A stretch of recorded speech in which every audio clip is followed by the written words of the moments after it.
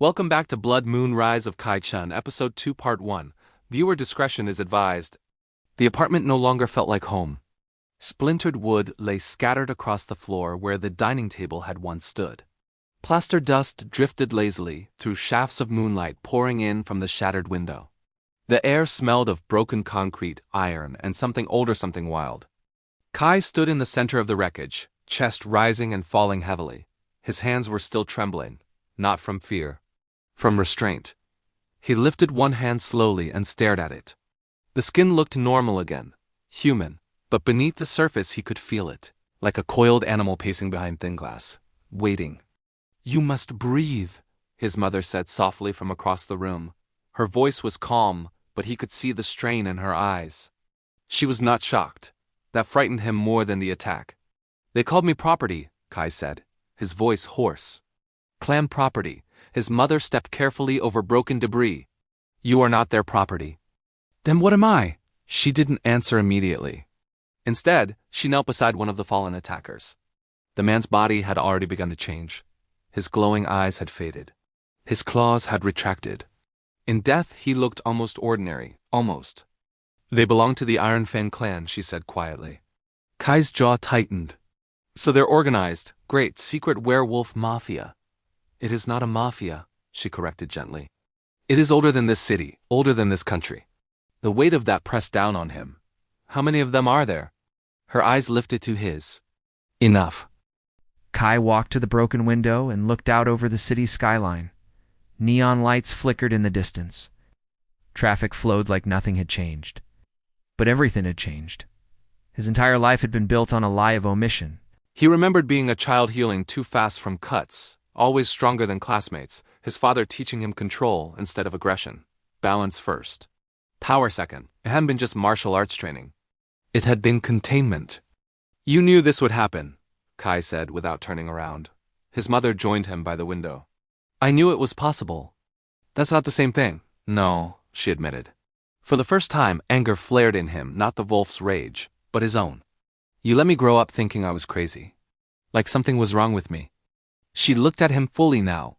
"There is nothing wrong with you. Then why do I feel like I don't belong anywhere?" Her answer was quiet. "Because you were never meant to belong to just one world." A sudden pulse of pain shot through Kai's spine. He doubled over. Not violent like before, controlled, measured, his breathing deepened. He could feel the wolf pressing against his ribs, testing the cage. "Do not fight it," his mother warned. "Guide it." He clenched his fists. "What if I lose control?" "You will," she said calmly. "At first." That honesty grounded him more than reassurance would have. He closed his eyes, focused on his breathing, inhale, exhale. The shift began slowly this time. His senses expanded outward. He could hear a couple arguing 3 floors below. He could smell gasoline from the street. He could feel vibrations in the concrete from passing trains underground. His bones did not snap violently. They adjusted, subtly. His nails lengthened into curved talons. Not monstrous. Functional. His teeth sharpened as his jaw restructured slightly, pressure building at the hinges. He opened his eyes, gold, bright, aware, but still him. He looked at his mother. "I'm still here." She smiled faintly. "For now." A shadow moved across the rooftop opposite their building. Too deliberate to be wind. Kai saw it instantly. His mother did not need enhanced senses to feel it. "They never send only one scouting group," she said. "How many this time? I do not know." That wasn't comforting. The figure across the street stepped fully into moonlight. Tall, broad-shouldered, long coat moving in the wind. Not Iron Fang. This one stood still, observing, judging. Kai felt something different radiating from him. Authority. The man raised his hand slowly and dragged a claw across his own palm. Blood fell to the rooftop. A challenge. Kai's pulse spiked. "They are testing whether you are worth claiming," his mother said. "Claiming? Or eliminating?" Without thinking further, Kai moved. He leapt from the shattered window onto the fire escape, metal rattling under his weight. He climbed too fast for a normal human. The wolf loved the vertical space. The height, the hunt. He reached the rooftop in seconds. The stranger waited. Up close, Kai could see faint silver scars lining the man's forearms, ritual markings. "Half-blood," the stranger said calmly. His voice carried no mockery, only assessment. You going to attack me too? Kai asked. That depends. On what? On whether you are a mistake. That did it. Kai stepped forward. You don't get to decide that. The man moved first. Not wildly. Efficiently. A straight punch aimed at Kai's throat. Kai deflected. Countered with a spinning elbow. The stranger absorbed it and pivoted, sweeping Kai's legs from under him. Kai hit the rooftop hard, rolled, came up instantly. Good. The man nodded slightly.